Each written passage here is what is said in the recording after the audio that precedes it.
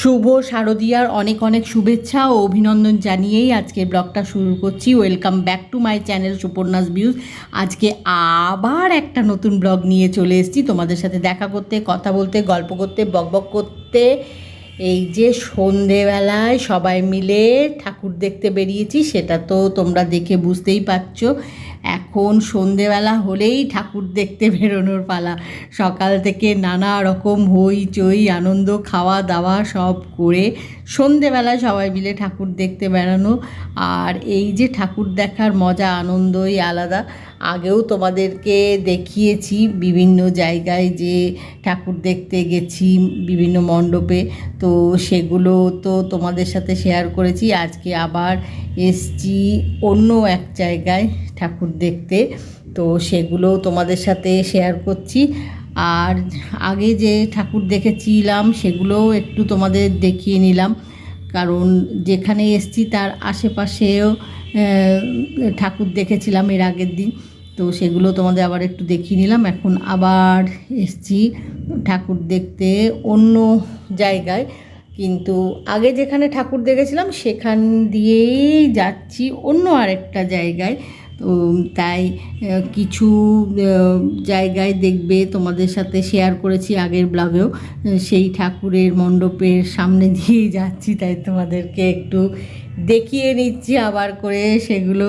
তো এখন চলে এসেছি একটা অন্য মণ্ডপে, সেখানে এই যে একটু ঢাক বাজছে, তারপরে এই যে কাঁসর ঘণ্টা বাজছে, ঠাকুরের পুজোর আয়োজন করা হচ্ছে।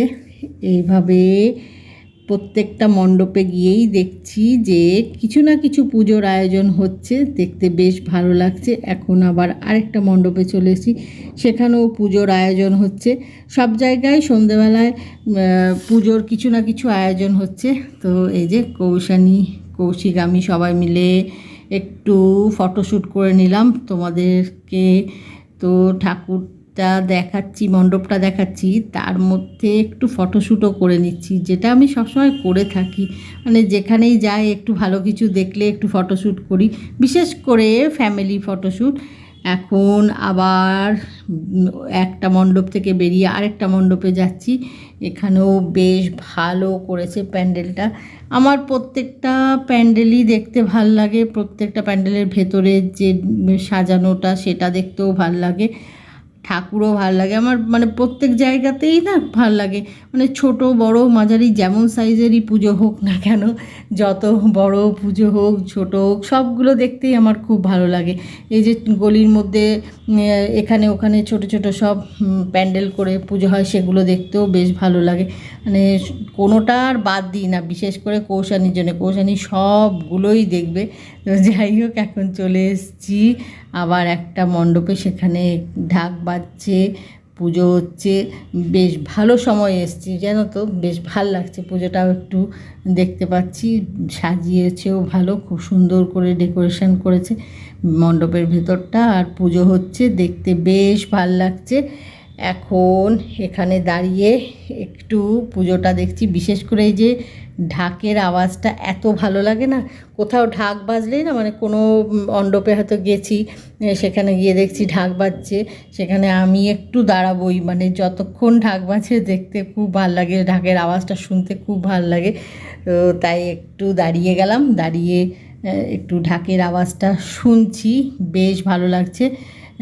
তোমাদের সাথে ঢাকের আওয়াজটা শেয়ার করলাম না, কারণ তো তোমরা জানোই, তোমাদের আগেও বলেছি ইউটিউবের কিছু রুলস আছে, সেগুলোর জন্যে সবসময় এই যে আওয়াজগুলো বা কোনো গান হচ্ছে কোনো কিছু হচ্ছে সেগুলো তোমাদের সাথে শেয়ার করতে পারি না। আওয়াজটা শেয়ার করতে পারলে খুব খুব ভালো লাগতো, কারণ ঢাকের আওয়াজের যে মিষ্টতা, এটা যেন কোনো ইনস্ট্রুমেন্টের সাথেই যায় না, এত সুন্দর লাগছে না। এক কাঁসর বাজছে, মানে কাঁসর ঘণ্টা বাজছে আর ঢাক বাজছে, সেটা শুনতে খুব ভাল লাগছে। মানে অনেকেই না দাঁড়িয়ে পড়েছেন এই আওয়াজটা শোনার জন্যে, ঢাকের আওয়াজটা। যাই হোক, এখন এখান থেকে বেরিয়ে পড়েছি, এবারে আবার একটা অন্য মণ্ডপের উদ্দেশ্যে রওনা হব। তার আগে তোমাদেরকে এই মণ্ডপটা আবার একটু দেখিয়ে নিলাম। আর বেশ ভালো লাগলো ওই ঢাকের আওয়াজটা শুনতে পেয়ে। মানে যে মণ্ডপেই যাই না কেন, যেখানেই ঢাকের আওয়াজ হয় খুব ভাল লাগে শুনতে। এখন যাচ্ছি আবার একটা অন্য মণ্ডপে, আর চারিদিকে আলো, ঢাকের আওয়াজ আসছে, বেশ ভালো লাগছে শুনতে ঢাকের আওয়াজটা। এখন আরেকটা মণ্ডপে চলে এসেছি, সেখানে এই যে দেখো কি সুন্দর সাজিয়েছে আলো দিয়ে, প্যান্ডেলটা খুব সুন্দর করেছে, একদম অন্য রকম। এই যে এখান দিয়ে উঠতে হবে, একটু উঠে তারপরে ভেতরে ঢোকা। আর বাইরে খুব সুন্দর একটা মা দুর্গার মুখ করেছে, দেখো খুব সুন্দর। এই যে বাইরে, মণ্ডপের বাইরে তোমাদেরকে পরে দেখাচ্ছি সব। এই যে এখন মণ্ডপের ভেতর ঢুকে পড়েছি, এটা একটা অন্য মণ্ডপ, সেখানে এই দেখো কি সুন্দর করেছে, বেশ ভালো লাগছে। আমার না সব ঠাকুরই দেখতে ভালো লাগে, সব মণ্ডপই দেখতে ভালো লাগে, মানে এত সুন্দর করে প্রত্যেকটা করা হয়, প্রত্যেকটা আলাদা রকমভাবে সাজানো, আলাদা রকম ডেকোরেশন, মানে দেখতে খুব ভালো লাগে। তো এই দেখো এখানেও পুজোর আয়োজন করা হচ্ছে সন্ধেবেলায়। আর এই যে আমরা এখানে দাঁড়িয়ে একটু ফটোশ্যুট করলাম, যেটা আমি সব সময় করে থাকি, একটু ফ্যামিলি ফটোশ্যুট করে নিলাম। এই যে কৌশিককে, কৌশানীকে বলছি এদিকে এসো, ওদিকে এসো বলে ঠিক করছি, মানে পেছনে ঠাকুরের মূর্তিটা সাথে যাতে আসে, ওই জন্যে একটু এদিক ওদিক বললাম করতে। যাই হোক, একটু ফটোশ্যুট করে নিচ্ছি, আর খুব সুন্দর করে ভেতরটা সাজানো। এখন এই যে তোমাদেরকে ভালো করে দেখিয়ে দিলাম, একটু অন্য রকম করে সাজানো ভেতরটা, ডেকোরেশনটা বেশ ভালো লাগলো দেখতে। এইবারে এখানে বাইরে থেকে দেখিয়ে দিচ্ছি, দেখো প্যান্ডেলের বাইরেটা। আর এই যে এখানে তো একটু আগে গেছিলাম এই মণ্ডপে, তো সেটা তো তোমাদের দেখালাম, পাশেই মানে পাশাপাশি রয়েছে।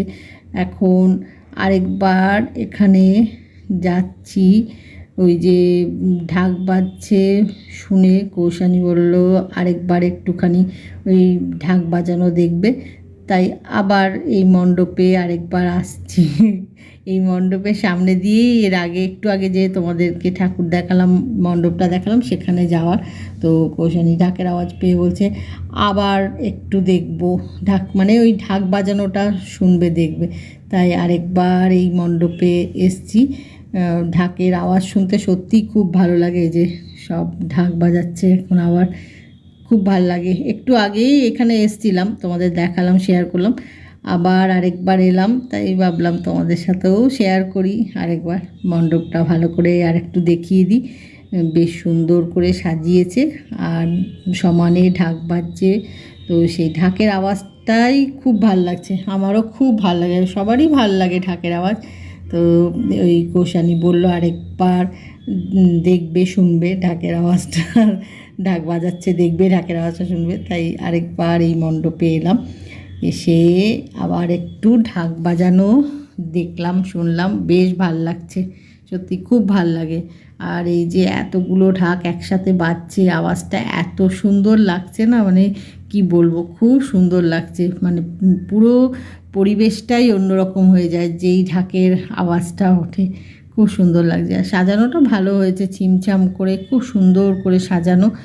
আর এই যে সমানে ঢাক বাজছে, এইটাই মানে এতগুলো ঢাক একসাথে বাজছে, তো এইটা সবচেয়ে ভাল লাগছে, জানো তো, মানে একটা দুটো বাজে, কিন্তু এই যে এতগুলো ঢাক একসাথে বাজছে, এটা মানে দেখতেও ভাল লাগছে, শুনতেও খুব ভাল লাগছে, ঢাকের আওয়াজটা খুবই ভাল লাগছে শুনতে। আর এই যে ঠাকুরের মূর্তিটা এখানে রয়েছে, তো ভালো করে তোমাদেরকে ঠাকুরের এটা দেখাতে পারছি না, কারণ আলোর একটা না রিফ্লেকশান হচ্ছে। এখন এই মণ্ডপ থেকে বেরিয়ে পড়েছি, এবারে আবার অন্য একটা মণ্ডপে যাব ঠাকুর দেখতে। আজকের ব্লগটা এখানেই শেষ করছি। আজকের ব্লগটা যদি তোমাদের ভালো লেগে থাকে তাহলে লাইক করো, শেয়ার করো, কমেন্ট করো, সাবস্ক্রাইব অবশ্যই করবে, সাবস্ক্রাইব করতে ভুলো না, কিন্তু খুব শিগগিরই দেখাবে নতুন একটা ব্লগে। Bye bye.